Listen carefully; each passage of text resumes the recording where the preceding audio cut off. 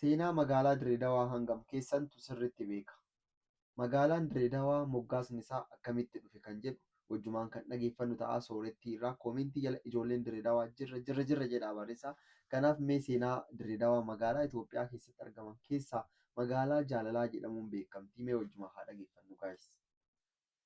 Finfinnee irraa kiiloomeetira 515 fagaattee baha Oromiyaatti argamti. Karraa afur qabdi. Warra afran qalloo daagaa baabbilee aalaa fi oboraati. Qe'ee hawwisoo Oromoo handhuura daldalaaf diinagdeeti. Biyya magaalaa ta'uuf waggaa tokkittii qofatti fudhate. Maqaan Dirreedawaa jedhamu kan moggaasameef nama gosa afran qalloo maqaan isaa Dhawaa jedhamu yoo ta'u, lafti inni irra jiraatu diriiraa ture. Lafti diriiraa ammoo Oromoo biratti dirree jedhamee waamama. Maarree maqaa isaa Dhawaa fi dirree walitti fiduun Dirreedawaa jedhee moggaaseef. Lammiileen biyya alaa yeroo san Dirreedawaa keessa jiraatan jecha dhaa jedhu jechuu haja hin dandeenyeef Dirreedawaatti jijjiiran. Dirreedawaan kaaban dalgee 927 bahaan gadee 4138 kibbaan 949 dhihaan 4,000 fi 219 gidduutti kan argamtu yoo ta'u, akkasuma lafa akka Dhangaggoo, Qarsaa, Qullubbii, Calanqoo, Haramayaa, Harchoo, Sarkaama fi Harariin marfamtee argamti.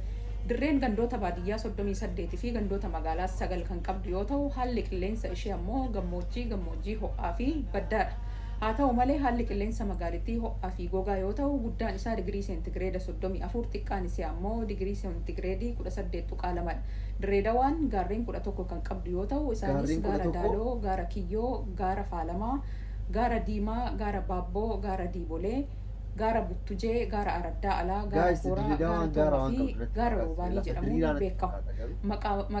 Maqaan gandaawwan Dirreedawaa durii ammoo Garba Ganamoo, Jaldeessaa, Qaallichaa, Balawwaa, Kurtuu, Awwalee, Iyyoo Awwalee, Bishaan Bahee, Bakkee Haloo, Adaad, Laga Birraa, Laga Dool, Laga Harree, Laga Odaa Mirgaa, Laga Odaa Guluunfataa, Laga Aannanii, Marraaka, Harraaka, Malkaa Jabduu, Haloo Busaa, Tuujuma Wahii, Asallisoo, Kulumaajoo fi kanneen biroos ni jiru jedhamee yaadama.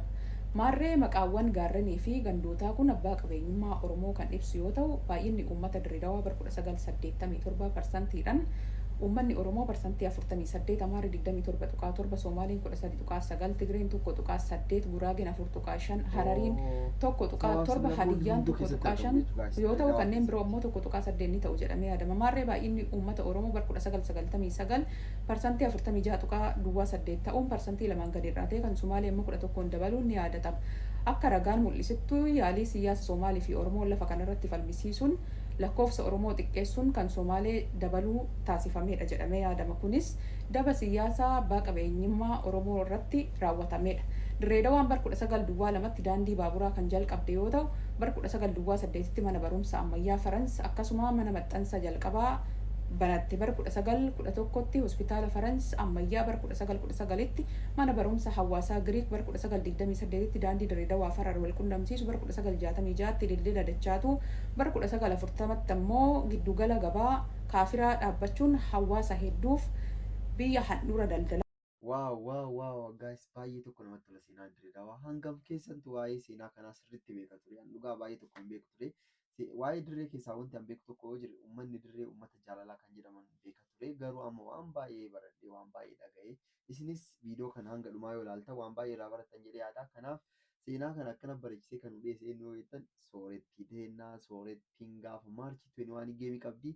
Hundumti keessanuu irraa hafinaa akka giiftii qabdan, giiftiin kataabtaabii qabdan quba keessan dhiqadhaa qophaa'aa. Kanaaf Sooretoo baay'ee tokko naaf galatoomii, baay'ee tokko nuuf galatoomii. Nuti akka Oromootiif baay'ee tokko si jaalannaa. Waaw! Seenaa itti aanu dammoo seenaa kamii akka isin dhiyeessu koomentii jalatti barreessaa. Kanaaf anaaf Soorettii illee galatoomnuun jedha guys. Anis viidiyoo isii fuudhee isiniif dhiyeessu namoonni baay'ee irraa baratanii kan jedhee waan yaadeef kanaaf nagannaa tura.